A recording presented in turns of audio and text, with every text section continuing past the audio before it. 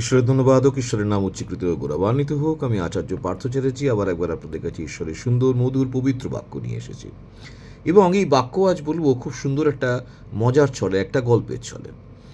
একদিন একদল ব্যাঙ বনের মধ্যে দিয়ে লাফাতে লাফাতে লাফাতে লাফাতে যাচ্ছে, আর এই লাফিয়ে লাফিয়ে যাবার আনন্দে ব্যাঙগুলো খেয়াল করেনি যে পথের মাঝখানে একটা জায়গায় একটা গভীর গর্ত আছে। গর্তটা কত গভীর কেউ জানে না, এবং সেই গর্তটাকে খেয়াল না করে কী করেছে না, দুটো ব্যাঙ ঝপাস করে তার মধ্যে গেছে পড়ে। এবারে বাকিগুলো সামলে নিয়েছে, নিজেদেরকে ব্রেক মেরেছে। এবার যে দুটো পড়ে গেছে সে দুটো যে কত তলায় গিয়ে পড়েছে তার ঠিক নেই, অনেকটা গভীরে। তো বাকিগুলো উঁকি ঝুঁকি মেরে দেখছে, দেখে নিজেদের মধ্যে আলোচনা করে বলছে যে না, গর্তটা ভাই ভীষণ গভীর, আমাদের এই দুই সাথীর ফিরে আসার কোনো চান্স নেই, ওদেরকে এই গর্তের ভেতরেই পচে মরতে হবে। হ্যাঁ, তো এদিকে দুটো ব্যাঙ যারা গর্তে পড়েছে তারা তো বাঁচার চেষ্টাতে লাফাচ্ছে, দুটোই লাফাচ্ছে প্রত্যেকবার ধপাস করে মাটিতে গিয়ে পড়ছে, আবার লাফাচ্ছে, চেষ্টা করছে গর্তের মুখে পৌঁছানো। আর বাইরে যে ব্যাঙগুলো সেফলি দাঁড়িয়েছিল তারা চিৎকার করে বলছে, ও হে, ছেড়ে দাও, ছেড়ে দাও, ছেড়ে দাও, ও গভীর গর্ত, চেষ্টা করে লাভ নেই, ছেড়ে দাও, ছেড়ে দাও, ছেড়ে দাও। করতে করতে করতে করতে দুটোর মধ্যে একটা ব্যাঙ বারবার নিজের সাথীদের এই ডিসকারেজিং কথা শুনে শুনে শুনে শুনে চিৎকার শুনে একসময় হতোদ্যম হয়ে গেল, থপাস করে মাটিতে পড়লো, আর উঠল না, ওখানেই মরে গেল। আরেকটা ব্যাঙ কিন্তু লাফিয়েই যাচ্ছে, এবং লাফাতে ঠিক এক সময় কোনো মতে হাঁচড় পাঁচড় করে গর্তের মুখটা ধরে ফেলেছে আর বাইরে বেরিয়ে এসছে।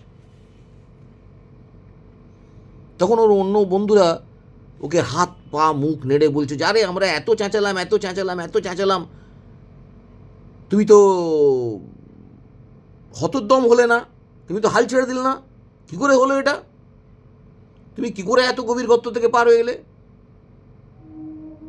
তখন সেই ব্যাঙটা বলছে যে ভাই, আমি তো কালা, এখনও তোমরা যে কথাগুলো বলছো তোমাদের হাত পা মুখ নাড়া থেকে আমি কিছু বুঝতে পারছি, অর্ধেকটা বুঝতে পারছি, অর্ধেকটা পারছি না।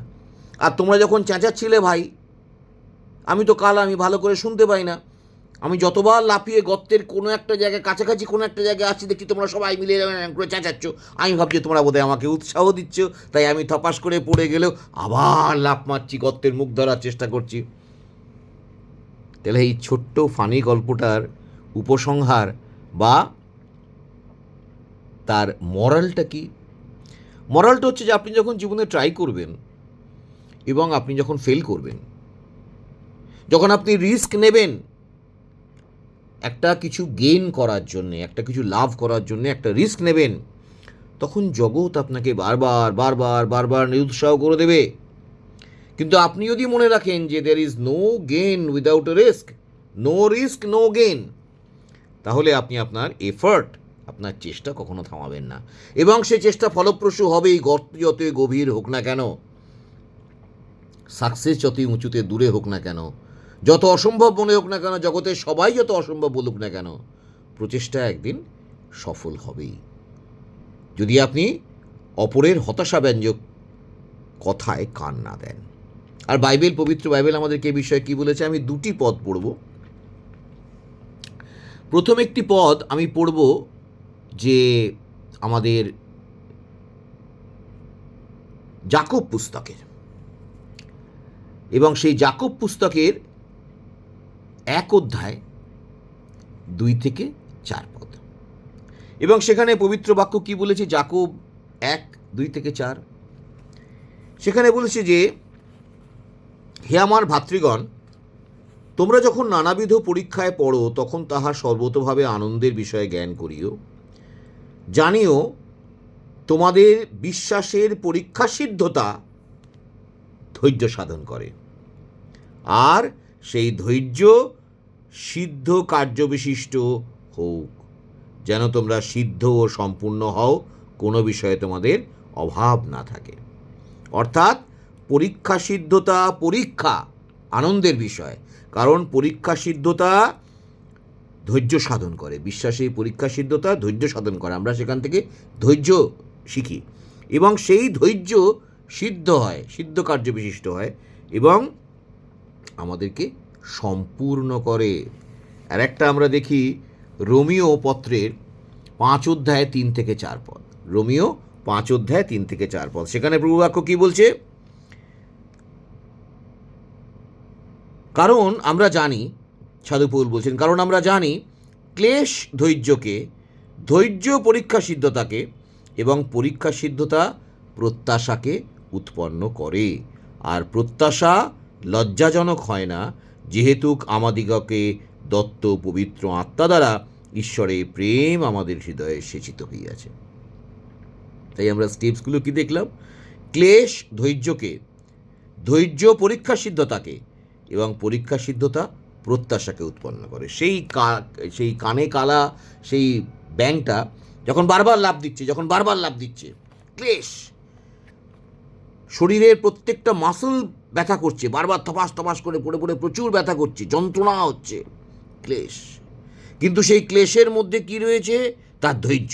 একবার পড়ে আবার লাফ মারছে নতুন উৎসাহে, আবার পড়ছে আবার লাফ মারছে, ধৈর্য। সেই ধৈর্য কি না? পরীক্ষা সিদ্ধতা। হয়তো প্রত্যেকবারের লাফে সে আরও 1 ইঞ্চি, আরও 1.5 ইঞ্চি, আরও 2 ইঞ্চি গর্তের মুখের কাছাকাছি পৌঁছে যাচ্ছে, পরীক্ষা সিদ্ধতা আসছে একটু একটু করে।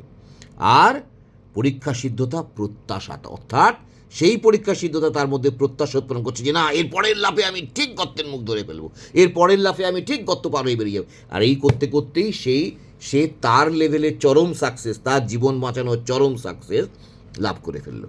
আমরা যখন পাপের অতলে পড়ে থাকি, পাপের গভীর কূপে পড়ে থাকি, যখন জগৎ আমাদেরকে বলে তুমি এখান থেকে বেরোতে পারবে না, এখান থেকে বেরোতে পারবে না, ওইখানেই পড়ে মরো, তখন সেই ব্যাঙের মতো আমাদের কালা হতে হবে, জগতের কথা শুনবো না। ক্লেশ, ধৈর্য, ক্লেশে শ্লাঘা, ধৈর্য, সেখান থেকে পরীক্ষা সিদ্ধতা, প্রত্যাশা, শেষে পাপ থেকে মুক্তি এবং অনন্ত জীবন প্রাপ্তি, গর্ত থেকে বেরিয়ে আসা চিরকালের মতো।